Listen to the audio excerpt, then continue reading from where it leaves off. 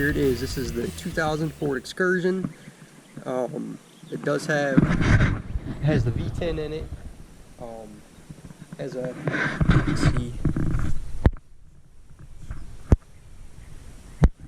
you can see there, it's got the 8-inch rough country lift. It is the limited model, 4-wheel drive.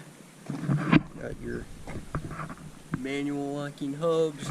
Got Moto Metal 37s.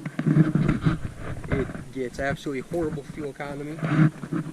I think it gets about 7 miles a gallon probably. Back doors, I love, it's one of my favorite things over that Suburban that I had. Ford did a great job on that.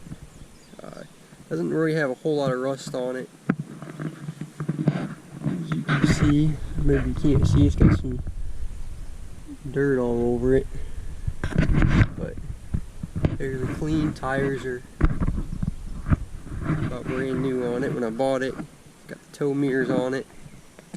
Like I said, is the Excursion.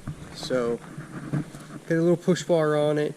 The light bar, which really isn't of any use because here in South Carolina you can get a big ticket for having that light bar on the road.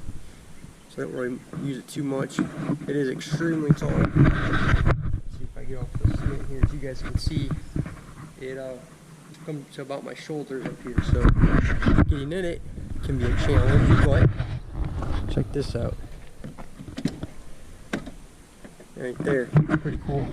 Has the amp, so it'll focus in on that. It's got the amp running boards that come up, go down by themselves automatically. Pretty nice. It is the limited, so it does have the wood grain trim here. It's got the leather seats that are in pretty good shape. Of course, it has the limited stitching inside. And if we jump up here, which takes a little bit to get inside, you can see, maybe not. Probably put you guys sideways, get about 120,000 miles on it. One thing I did think that Ford could have done a little bit better on the dash was put a digital display on it, which I know in the later years they did on the Excursion. But GM in the early 2000s, I'm pretty sure it already switched over to like the odometers, a digital readout and stuff like that. So Ford was a little bit lagging there, but they made up for it because we do have 4-wheel drive, and that is a solid front axle. I did take out the original radio and put a Pioneer head unit in there. It's got plenty of room. Dash isn't all cracked up, anything like that. Other leather seats in pretty decent shape. You've got your center console here, which it has plenty of room in. I've got all my junk in there right now. That whole tray comes out, and you've got all sorts of storage down there. You've got your 2 cup holders here, more cup holders here, which these ones are a little more, you can put a bigger drink in.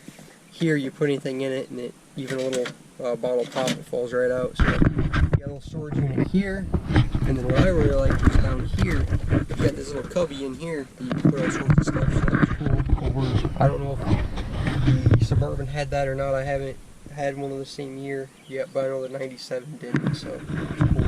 Then even on the dash, you've got, if you wanted to put a few little things up there, you could.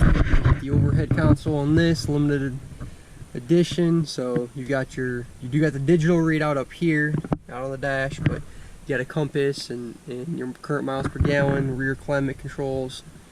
You got sunglasses storage there, little, I guess, maybe you put an iPass or a garage door opener or something up there. Of course, your lights.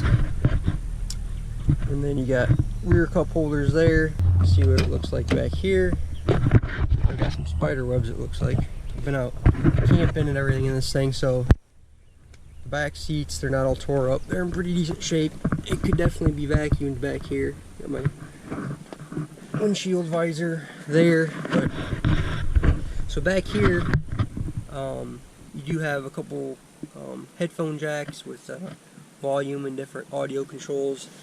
You got a cigarette lighter back here, which I plug my charger in here for when we went camping. Of course, my front cigarette lighter up there does not work for whatever reason. I got two of them up there that don't work. You guys can see you got one there, you got one there, and in the back here.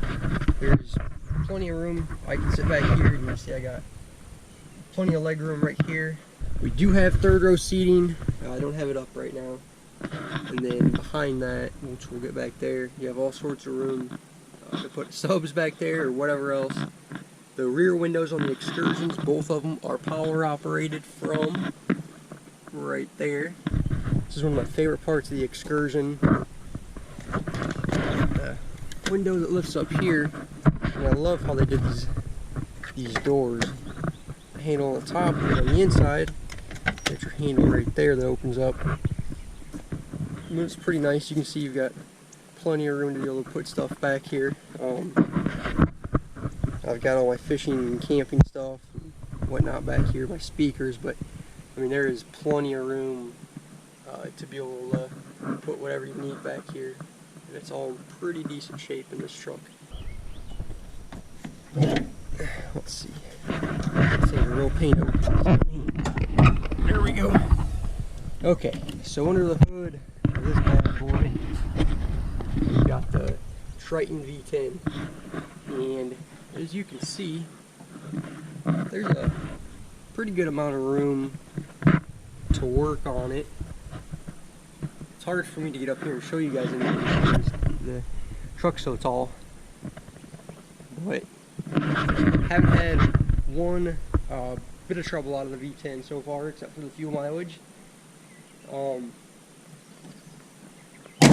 was that? Really wanted the 7.3.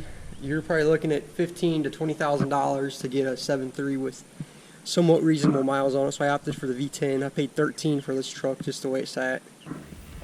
Anyway, I thought I'd make this quick video showing you the outside of it.